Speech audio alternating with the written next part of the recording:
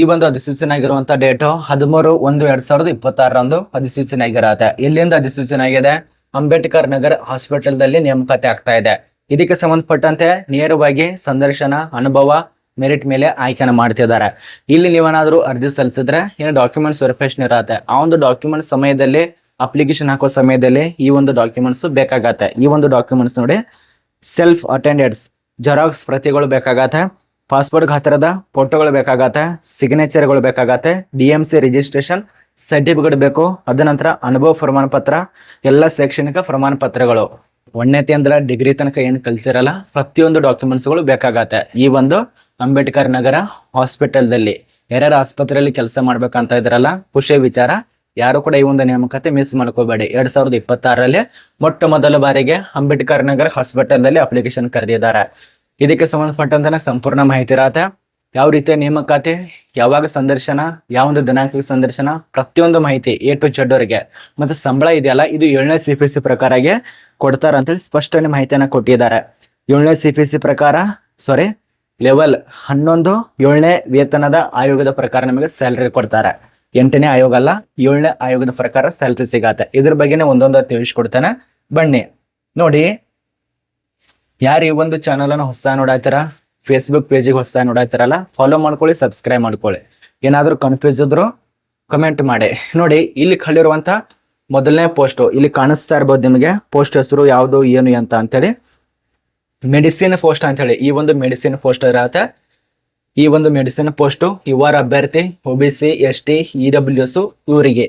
ಅದ ನಂತರ ಎರಡನೇದಾಗಿ ಸರ್ಜರಿ ಪೋಸ್ಟ್ ಅಂತ ಹೇಳಿ ಈ ಒಂದು ಸರ್ಜರಿ ಪೋಸ್ಟ್ ಒಂದಿರತ್ತೆ. ಯಾರಿಗೆ? SC ದವ್ರಿಗೆ, ಯುವರ್ ಅಭ್ಯರ್ಥಿಗೆ. ಈ ರೀತಿಯಾಗಿ ಪೋಸ್ಟ್ ಹೆಸರು ಇದು ನಿಮಗೆ ಅರ್ಥ ಅಂತ ತಿಳ್ಕೊತೀವಿ. ಇನ್ನು ಇದಕ್ಕೆ ಸಂಬಂಧಪಟ್ಟಂತೆ ಕ್ವಾಲಿಫಿಕೇಶನ್ ಏನಾಗಿರ್ಬೇಕು, ಯಾವುದಕ್ಕೆ ಏನು ಒಂದೊಂದ ತಿಳಿಸ್ಕೊಡ್ತಾನೆ. ಪಾಯಿಂಟ್ ನಂಬರ್ 1 MBBS ಆಗಿರ್ಬೇಕು, PG ಡಿಗ್ರಿ ಕಂಪ್ಲೀಟ್ ಆಗಿರ್ಬೇಕು, ಡಿಪ್ಲೊಮಾ ಆಗಿರಬೇಕು. ಇದು ಕಡ್ಡಾಯವಾಗಿ. ನಾನು ಲಾಲ್ ಬಹದ್ದೂರ್ ಶಾಸ್ತ್ರಿ ಹಾಸ್ಪಿಟಲ್ ಕೂಡ ಅಪ್ಲಿಕೇಶನ್ ಕರೆದಿದ್ರು. ಅದ್ರ ಬಗ್ಗೆ ನಾನು ಈಗಾಗಲೇ ವಿಡಿಯೋ ಮಾಡಿ ತಿಳಿಸ್ಕೊಟ್ಟಿದ್ದೇನೆ, ಚಾನಲ್ ಇದೆ, ಚೆಕ್ ಮಾಡ್ಕೊಳ್ಳಿ. ಸಂಬಂಧಿತ ವಿಷಯದಲ್ಲಿ ಅದ ನಂತರ ಮೆಡಿಸಿಲ್, ಈ ಒಂದು ಮೆಡಿಸಿಲ್ ಕೌನ್ಸಿಲ್ ಆಫ್ ಇಂಡಿಯಾ MCI ಮಾನ್ಯತೆ ಪಡೆದ ಮಂಡಳಿಯಿಂದ ಪಾಸ್ ಆಗಿರಬೇಕು. 2ನೇ ಪಾಯಿಂಟು ದೆಹಲಿ ಮೆಡಿಸಿನ್ ಕೌನ್ಸಿಲ್ ಅಂದ್ರೆ DMS ರಿಜಿಸ್ಟ್ರೇಷನ್ ಕೂಡ ಆಗಿರ್ಬೇಕಾಗತ್ತೆ. ಇದು ನಿಮಗೆ ಕಡ್ಡಾಯವಾಗಿ ರೂಲ್ಸ್ ಪ್ರಕಾರ ಕೊಟ್ಟಿದ್ದಾರೆ. ಎರಡು ಕೂಡ ಒಂದೇ ರೀತಿಯಾಗಿ ಅನುವಾಗತ್ತೆ. ಇಲ್ಲಿ ನೋಡಿ, ಎರಡು ಕೂಡ ಅದೇ ರೀತಿಯಾಗಿ. ಇದನ್ನ ಸ್ವಲ್ಪ ನೋಡ್ಕೊಳ್ಳಿ. ಮತ್ತೆ ನೀವೇನಾದ್ರೂ ಅಪ್ಲಿಕೇಶನ್ ಹಾಕಿದ್ರೆ ಸಂದರ್ಶನವಾಗಿರತ್ತೆ. 11 ಗಂಟೆ ಒಳಗಾಗಿ ನೀವು ಸಂದರ್ಶನಕ್ಕೆ ಹೋಗ್ಬೇಕಾಗತ್ತೆ. ಅರ್ಥ ಮಾಡ್ಕೊಳ್ಳಿ, 11 ಗಂಟೆ ಒಳಗಾಗಿ. ದಿನಾಂಕ 20/1/2026 ಇಲ್ಲಿ ಕೊಟ್ಟಿದ್ದಾರೆ ನೋಡಿ. 20/1/2026 11 ಗಂಟೆ ಮುಂಚಿತವಾಗಿನೇ ಸಂದರ್ಶನಕ್ಕೆ ಹೋಗ್ಬೇಕಾಗತ್ತೆ. ಯಾವ ವಿಳಾಸಕ್ಕೆ ಹೋಗ್ಬೇಕು ಇಲ್ಲಿದೆ ನೋಡಿ. ಈ ಒಂದು ವಿಳಾಸಕ್ಕೆ ಸಂದರ್ಶನಕ್ಕೆ ಹೋಗ್ಬೇಕಾಗತ್ತೆ. ಅಂಬೇಡ್ಕರ್ ನಗರ ಆಸ್ಪತ್ರೆ, ಬ್ಲಾಕ್ ವಿ ಸೆಕ್ಟರ್ 5ನೇ ದಕ್ಷಿಣಪುರ, ನವದೆಹಲಿ. ಇಲ್ಲಿಗೆ ಸಂದರ್ಶನಕ್ಕೆ ಹೋಗ್ಬೇಕಾಗತ್ತೆ ನೇರವಾಗಿ ವಾಕ್ಯನ ಮೂಲಕ. ಇದು ಗೌರ್ಮೆಂಟ್ ಆಫ್ ದೆಹಲಿ ಆಗಿರತ್ತೆ. ಅಂಬೇಡ್ಕರ್ ನಗರ್ ಹಾಸ್ಪಿಟಲ್ 2026 ನೇಮಕಾತಿ. ಮತ್ತೆ ಇನ್ನೊಂದು ಹೇಳ್ಬೇಕು ನಿಮಗೆ, ಇದಕ್ಕೆ ರಿಜಿಸ್ಟರ್ ಮಾಡುವಂತ ಸಮಯ ಮುಂಜಾನೆ ಹೋಗ್ಬೇಕಲ್ಲ. ಮುಂಜಾನೆ ಹೋದ್ರೆ ಹಾಗೆ ಇರೋದಿಲ್ಲ, ರಿಜಿಸ್ಟರ್ ಮಾಡ್ಬೇಕಾಗತ್ತೆ. ಇಂಟರ್ವ್ಯೂ ಹಾಗೆ ತಗೊಳಕಾಗಲ್ಲ.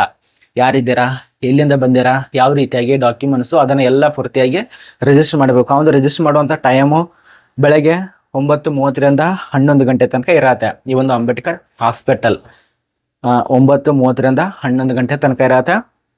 ನಂತರ ನಿಮ್ಗೆ ಯಾವುದೇ ರೀತಿಯಾಗಿ ಅವಶ್ಯಕತೆ ಇರೋದಿಲ್ಲ. 11 ಗಂಟೆ ಆದ್ಮೇಲೆ ಅಪ್ಲಿಕೇಶನ್ ತಗೊಳ್ಳೋದಿಲ್ಲ, ರಿಜಿಸ್ಟರ್ ಮಾಡ್ಕೊಳ್ಳೋದಿಲ್ಲ, ಮತ್ತು ಹೋದ್ರೆ ಕೂಡ ವೇಸ್ಟು. ಆದ ಕಾರಣ ನೋಡ್ಕೊಳ್ಳಿ, ಬೇಗ ಹೋದ್ರೆ 11 ಗಂಟೆ ಮುಂಚಿತವಾಗಿನೇ ಹೋದಿ, ಸ್ವಲ್ಪ ನಿಮಗೆ ಒಳ್ಳೆಯದು. ಮತ್ತೆ ಯಾವ ರೀತಿಯ ನೇಮಕಾತಿ ಆಗತ್ತೆ? AD ಮತ್ತು HOC ಆಧಾರದ ಮೇಲೆ ನೇಮಕಾತಿ ಮಾಡ್ತಾರೆ. AD ಮತ್ತು SOC ನೇಮಕಾತಿ ಮೇಲೆ ಆಯ್ಕೆಗಳನ್ನು ಮಾಡ್ತಾರೆ. ಇದರಲ್ಲಿ ಕೊಟ್ಟಿರುವಂತ ಇಷ್ಟು ಮಾಹಿತಿ. ಟೋಟಲ್ ಆಗಿ 2 ಪೋಸ್ಟ್ ಇರತ್ತೆ.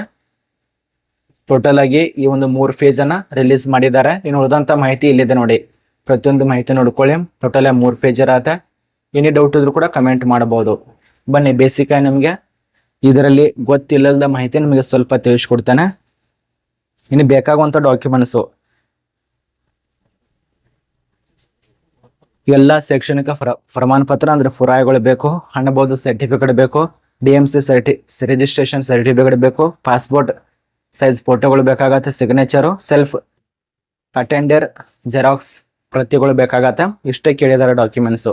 ಈ ನೇಮಕಾತಿ ಅವಧಿ ತುಂಬಾ ಜನ ಕೇಳ್ಬೋದು, ಖಾಯಂ ಇರತ್ತಾ ಅಥವಾ ಪರ್ಮನೆಂಟ್ ಇರತ್ತಾ ಅಥವಾ ಟೆಂಪರರಿನ ಅಥವಾ ತಾತ್ಕಾಲಿಕ ಯಾವ್ದು ಇರತ್ತ ಅಂತ ತುಂಬಾ ಜನ ಕೇಳ್ತಾರೆ. ನೋಡಿ, ಪ್ರಮುಖವಾಗಿ ಒಂದು ಹೇಳಿದ್ದಾರೆ ಅವರು, ಈ ಒಂದು ನೇಮಕಾತಿ ಮೊದಲಿಗೆ ನೇಮಕಾತಿ 89 ದಿನ ಮಾತ್ರ ಕೊಟ್ಟಿದ್ದಾರೆ. ಅಂದ್ರೆ 3 ವರ್ಷ 89 ದಿನಗಳು ಮಾತ್ರ ಮೊದಲನೇ ನೇಮಕಾತಿ.